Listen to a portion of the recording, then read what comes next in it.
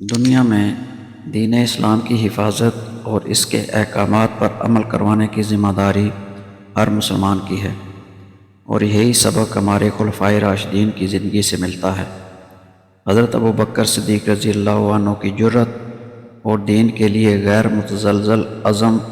ہمیں یہ سکھاتا ہے کہ ایمان کے بنیادی اصولوں پر کوئی سمجھوتا نہیں کیا جا سکتا۔ آئیے اس ایمان افروز واقعے کو سمجھتے ہیں جو امت مسلمہ کے لیے ایک مشعل راہ ہے۔ حضرت ابو ہریرہ رضی اللہ عنہ سے روایت ہے کہ جب رسول اللہ صلی اللہ علیہ وسلم نے وفات پائی اور آپ کے بعد حضرت ابوبکر رضی اللہ عنہ خلیفہ بنائے گئے تو عربوں میں سے کافر ہونے والے کافر ہو گئے، اور حضرت ابوبکر رضی اللہ عنہ نے مانعین زکوٰۃ سے جنگ کا ارادہ کیا تو حضرت عمر بن خطاب رضی اللہ عنہ نے حضرت ابوبکر رضی اللہ عنہ سے کہا، آپ ان لوگوں سے کیسے جنگ کریں گے جبکہ رسول اللہ صلی اللہ علیہ وسلم فرما چکے ہیں، مجھے حکم دیا گیا ہے کہ میں لوگوں سے لڑائی کروں یہاں تک کہ وہ لا الہ الا اللہ کا اقرار کر لیں۔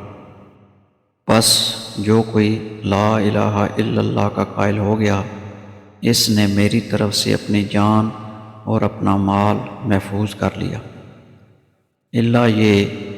کہ اس یعنی لا الہ الا اللہ کا حق ہو اور اس کا حساب اللہ تعالیٰ پر ہے۔ اس پر حضرت ابوبکر رضی اللہ عنہ نے جواب دیا، اللہ کی قسم میں ان لوگوں سے جنگ کروں گا جو نماز اور زکوٰۃ میں فرق کریں گے، کیونکہ زکوٰۃ کے مال میں اللہ کا حق ہے۔ اللہ کی قسم اگر یہ لوگ اونٹ کا پاؤں باندھنے کی ایک رسی بھی روکیں گے جو وہ رسول اللہ صلی اللہ علیہ وسلم کو دیا کرتے تھے تو میں اس کے روکنے پر بھی ان سے جنگ کروں گا۔ اس پر حضرت عمر رضی اللہ عنہ نے کہا تھا، اللہ کی قسم اصل بات اس کے سوا اور کچھ نہیں کہ میں نے دیکھا اللہ تعالیٰ نے حضرت ابوبکر رضی اللہ عنہ کا سینہ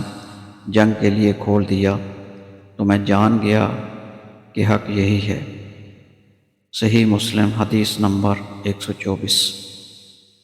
یہ واقعہ ہمیں یہ سبق دیتا ہے کہ دین اسلام کے احکامات کی پاسداری اور ان کا دفاع ہر مسلمان کی ذمہ داری ہے۔ حضرت ابوبکر صدیق رضی اللہ عنہ کا عزم اور بصیرت ہمیں یہ سکھاتے ہیں کہ ایمان اور اس کے تقاضوں پر سمجھوتا نہیں کیا جا سکتا۔ اللہ تعالی ہمیں بھی دین کے لیے اسی اخلاص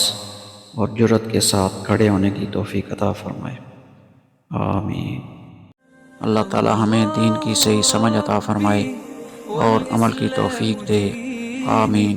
ومحمدا رسول الله ويقيني